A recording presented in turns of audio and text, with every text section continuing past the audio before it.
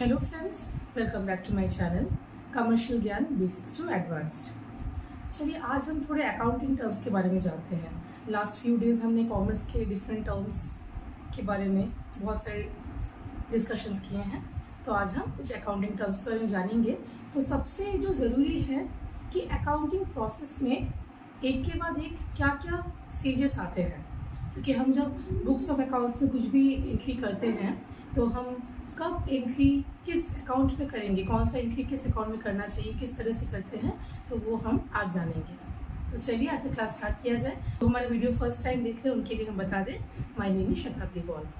चलिए आज का वीडियो स्टार्ट किया जाए। Accounting process.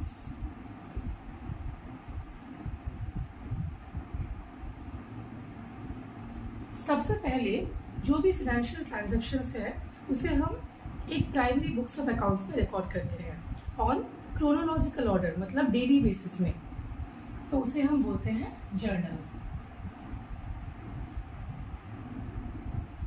तो जर्नल होता है प्राइमरी बुक्स ऑफ अकाउंट्स। ये पहला बुक्स ऑफ अकाउंट्स है जहाँ पे financial transaction on daily basis record किया जाता है। जब जर्नल में हम ट्रांजैक्शन रिकॉर्ड कर देते हैं उसके बाद आता है लेजर। लेजर क्या होता है? लेजर एक सेकेंडरी बुक्स ऑफ अकाउंट्स है जहाँ पे एक टाइप के अकाउंट्स मर्ज करके हम बैलेंसिंग फिगर निकालते हैं।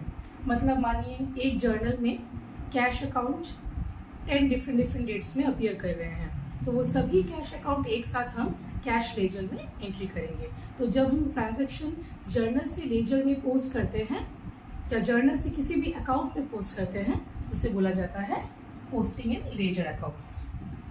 लेजर हम बेसिकली प्रिपेयर करते हैं to get the balancing figure, कि हर एक डिफरेंट अकाउंट्स में balancing, carry forward balance, brought forward balance कितना आ रहा है। जब लेजर तैयार हो जाता है, लेजर के एंड में हम एक बैलेंस निकालते हैं जिसे हम लिखते हैं इन शॉर्ट बैलेंस बीडी या बैलेंस ब्रॉड डाउन। तो इस बैलेंस बीडी को लेके हम जो अकाउंट या जो एक समराइज्ड स्टेटमेंट प्रिपेयर करते हैं that is known as trial balance. Ledger के बाद आता है ट्रायल बैलेंस। ट्रायल बैलेंस का मेन ऑब्जेक्टिव क्या होता है? Just to check the arithmetical accuracy between the debit and credit. ये देखा जाता है कि हमने जितने भी लेजर बैलेंसेस को लेके ट्रायल बैलेंस तैयार किया है तो उसमें डेबिट और क्रेडिट साइड दोनों मैच कर रहा है या नहीं। अगर डेबिट 1 लाख रुपीज आता है तो क्रेडिट भी 1 लाख रुपीज ही शो करेगा। अगर कहीं पे कुछ भी डिफरेंसेस आ रहे हैं तो देयर इज अ मिस्टेक। सो वो मिस्टेक को हमें फाइंड आउट करना है। कभी कभी क्या होता है, जब ये मिस्टेक इधर जर्नल में या फिर लेजर में कहीं हमने कर दिया है तो जिसका इफेक्ट क्या होता है, ट्रायल बैलेंस में आ जाता है और उससे ट्रायल बैलेंस के दोनों साइड मैच नहीं करते। तो तब हम एक अकाउंट का इस्तेमाल करते हैं ट्रायल बैलेंस को मैच करवाने के लिए, that is known as suspense account. हम यहाँ आपको ब्रैकेट में सस्पेंस अकाउंट लिख देते हैं। तो इसका यूज हमें हमेशा नहीं करना है। जब अकाउंटिंग ट्रीटमेंट में ट्रायल बैलेंस अरिथमेटिकल एक्यूरेसी नहीं दिखा पा रहे हैं, दोनों साइड को टैली नहीं करवा पा रहे हैं, तो in that case suspense account is to be used. Trial balance तैयार हो गया है, उसके बाद हम कुछ नेसेसरी अकाउंट प्रिपेयर कर सकते हैं, लेकिन अगर हम मेन अकाउंट की बात करें तो इसके बाद आ जाता है हमारा फाइनल अकाउंट। ये सबसे इम्पोर्टेंट अकाउंट है। क्यों? क्योंकि इस अकाउंट में टोटल 2 टाइप्स ऑफ अकाउंट्स है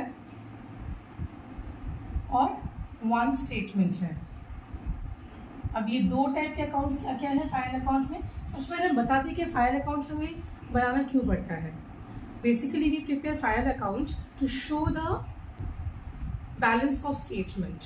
मतलब balance of statement in the sense कि assets are equal to liabilities. ये जो फॉर्मूला होता है जो हमने डुअल एस्पेक्ट कॉन्सेप्ट में सीखा भी है, आपने डेफिनेटली पढ़ा होगा कि बेसिकली जो एसेट्स होते हैं एंटरप्राइज के, वो कैपिटल और लायबिलिटी के साथ एकदम मैच करना चाहिए। तो according to dual aspect concept we prepare final account. और फाइनल अकाउंट में गोल्डन रूल्स के सभी अकाउंट्स मर्ज्ड हैं। यहाँ पे जो हम 2 अकाउंट प्रिपेयर करते हैं, पहले 2 अकाउंट्स, उसका नाम है trading account and profit and loss account. तो trading account and profit and loss account में बेसिकली जिस टाइप के अकाउंट आते हैं वो है नॉमिनल अकाउंट। अगर एक्सपेंसेस होता है तो वो हम डेबिट साइड में एंटर करते हैं, अगर इनकम्स आते हैं तो वो क्रेडिट साइड में चला जाता है।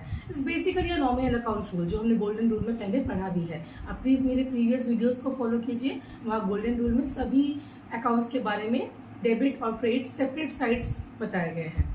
उसके बाद जो हम फाइनली एक स्टेटमेंट बनाते हैं, that is known as balance sheet.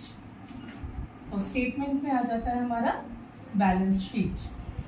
तो बैलेंस शीट एक फाइनेंशियल पोजीशन होता है जो हमेशा मैच करना चाहिए। If assets are not matching with the liabilities और liabilities are not matching with the respective assets, मतलब कहीं पे जरूर कोई गड़बड़ है। इधर वो जर्नल में हुआ है, या लेजर अकाउंट्स बनाते वक्त हुआ है, या ट्रायल बैलेंस में कोई कैलकुलेशन मिस्टेक है, कुछ भी हो सकता है। तो बैलेंस शीट शो करता है that what is the financial position of your business और एंटरप्राइज। मतलब लास्ट ईयर की तुलना में इस साल में कितना प्रॉफिट हुआ है, या क्या हम लॉस में रन कर रहे हैं बिजनेस, ये सब हमें बैलेंस शीट के थ्रू बहुत इजीली पता लग सकता है। ओके, शायद आपको आज का वीडियो काफ़ी इन्फॉर्मेटिव लगा होगा। ये अकाउंटिंग प्रोसेस है जो वन आफ्टर वन हमें फॉलो करने चाहिए to prepare ultimately the balance sheet. और बैलेंस शीट क्या होता है, इससे किसी भी फर्म के फाइनेंशियल पोजीशन को पता लगाया जा सके। तो अगर आप आज का वीडियो इन्फॉर्मेटिव लगा हो तो लाइक, शेयर और सब्सक्राइब ज़रूर कीजिए। Thank you for watching.